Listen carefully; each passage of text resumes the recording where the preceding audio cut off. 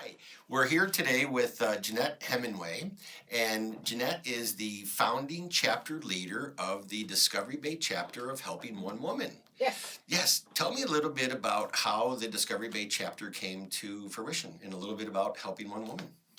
So, Helping One Woman started in 2008 by a woman by the name of Charlotte. She wanted to host a dinner. She had a friend that was in need. She'd been diagnosed with terminal illness, and she wanted to just host a fundraising dinner.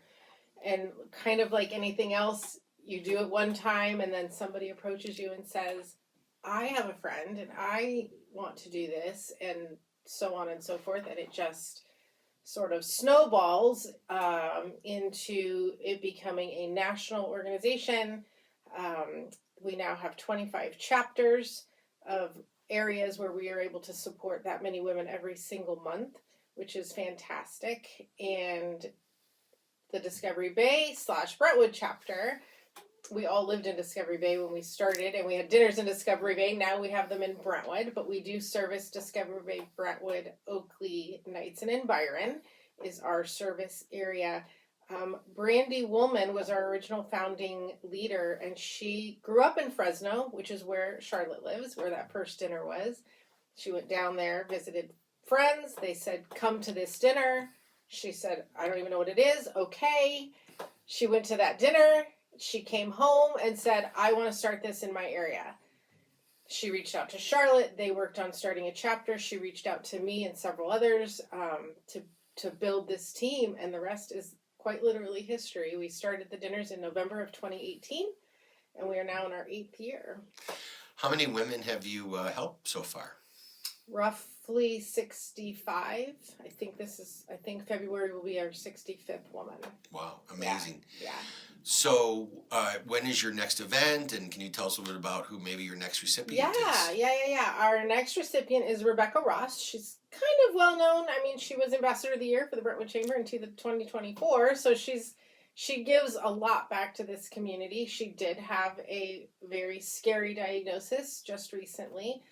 She was nominated by some of our Polka Dot sisters, and she is our next recipient on February 17th at the community center, where we will host her dinner, and then absolutely every dollar that we raise, 100%, we have no operating budget. Every single penny that we raise on that night goes to our recipients, which is somewhat unheard of in a nonprofit in that we have no bank account. We rely solely on the good hearts of the community, and I'm so grateful to be a part of a community that is huge.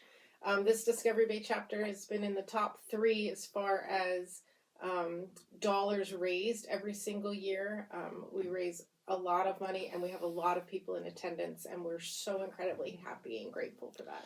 That is wonderful. Yeah. When is your next dinner, and how would somebody get involved or buy tickets or come and help support Rebecca? Yeah, so the next dinner is February 17th for Rebecca.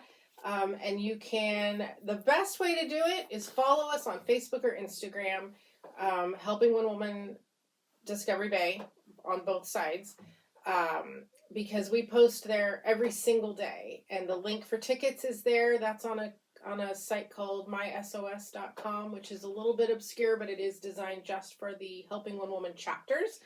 But if you follow us on Instagram or you follow us on Facebook, you'll get those posts every day. And we post the links for the tickets. We will post some images of some of the silent auction things that are coming out, all kinds of stuff. And that happens every single month. Well, fantastic. I can't thank you enough for all that you do for our community. And I just want to say again, thank you for coming out here today. Thanks for having me. Yes, absolutely. And let's conclude this with letting people know that this is Greg with thepress.net. And thank you so much for your time today. Thanks for having me.